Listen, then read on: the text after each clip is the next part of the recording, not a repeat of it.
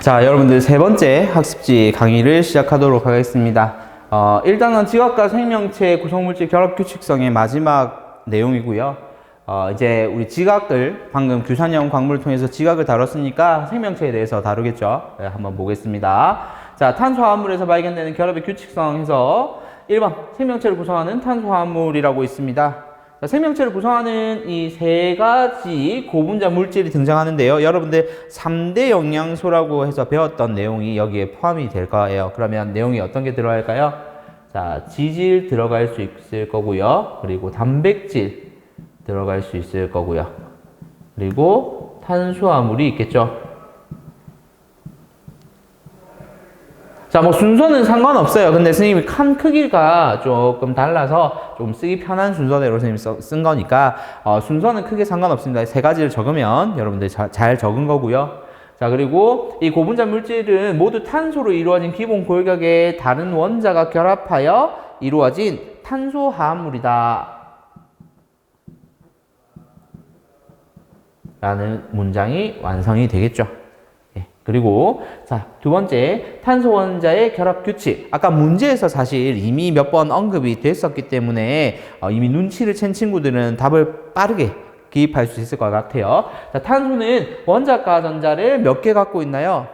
혹시 이 원자 번호 기억나요? 14번이었던 건데 자, 4개를 갖고 있기 때문에 원자당 최대 4개의 공유 결합을 할 수가 있습니다. 자, 탄소 원자끼리도 서로 잘 결합하기 때문에 지네들끼리 붙어서 다양한 형태를 만들 수가 있어요. 자, 그래서 밑에 보면은 선생님 5개 또 제시를 해 두었거든요. 자, 여기 보면은 뭐 비워놨어요, 선생님이.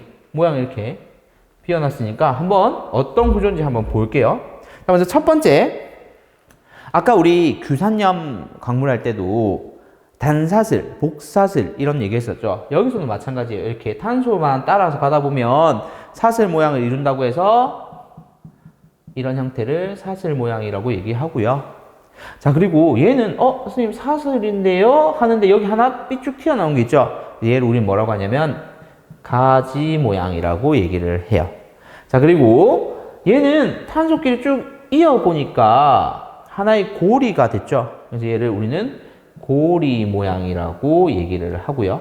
고리가 좀 이상한가요? 고리 모양이라고 하고. 자, 그리고 여기는 이제 몇 중 결합이에요. 아까 이때까지는 보니까 하나의 선으로 이렇게 쭉 이어져 있었는데 여기 보니까 탄소와 탄소 사이에 지금 2개가 결합이 되어 있죠. 그래서 얘를 우리는 뭐라고 하냐면 이중 결합이라고 얘기합니다. 자, 그리고 여기가 동일하게 보면 되겠죠. 탄소하고 탄소 사이에 하나, 둘, 3개가 연결되어 있죠. 그래서 얘를 우리는 3중 결합이라고 얘기합니다.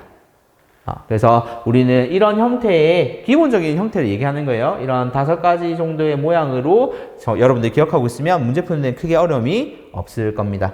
자, 밑에 이제 탄소화합물 특징을 한번 볼게요. 탄소화합물은 자, 생명체를 구성할 뿐만 아니라 무엇으로도 사용할까요? 아까 우리 처음 이 학습지에서 채웠던 빈칸을 좀 떠올리면 여러분들이 쉽게 풀 수 있을 것 같은데. 자, 처음에 이 빈칸 채울 때 지질, 단백질, 탄수화물 얘들이 3대 영양소라고 얘기했죠.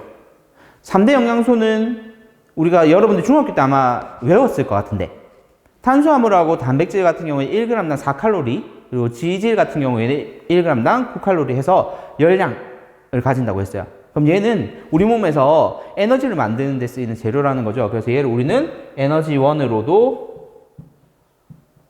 사용된다 라고 정리할 수가 있을 겁니다. 그리고 탄소 원자끼리 거의 무한대로 결합할 수 있기 때문에 얘 탄소를 가지고 굉장히 복잡한 형태의 유기물들도 생성을 할 수가 있어요. 이게 탄소가 가지는 장점입니다. 자, 여기까지 정리를 했으면 여러분들 내용 정리는 끝이 났고요. 문제 2문제 이어서 한번 풀어보도록 하겠습니다. 뒷면에 문제 2문제 있으니까 한번 볼게요. 자, 2018년도 9월 달에 출제된 문제예요. 다음은 탄소에 대한 설명이다. 자, 탄소의 원자과 전자수가 4다. 이미 우리가 알고 있는 내용이죠. 자, 그리고 탄소는 다른 탄소 원자와 결합해서 사슬, 가지, 고리 모양 등 또 우리가 배운 건 이중 결합도 있고요. 3중 결합도 있고요. 자, 다양한 형태를 만들 수 있다. 자, 그런데 탄소의 결합 방식이 적용하면 옳지 않은 것을 찾아라고 했거든요. 1번은 우리가 배웠던 가지 모양, 그리고 2번은 사슬 모양으로 볼 수 있을 겁니다. 그리고 3번은 고리 모양으로 볼 수 있을 거고요.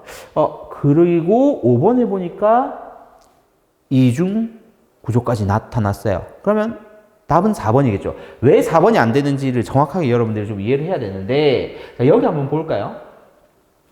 자, 여기 보면은, 자, 탄소를 기준으로 선이 몇 개가 그어져 있는지를 한번 잘 보세요. 자, 하나, 둘, 셋, 넷, 다섯. 자, 이 문제에서 제일 처음에 다룬 내용이 탄소의 원자과 전자수가 4라고 했거든요. 그러면 원자과 전자가 4란 얘기는 총 4개의 공유결합을 할 수 있는데 여기는 5개가 공유결합을 하고 있죠.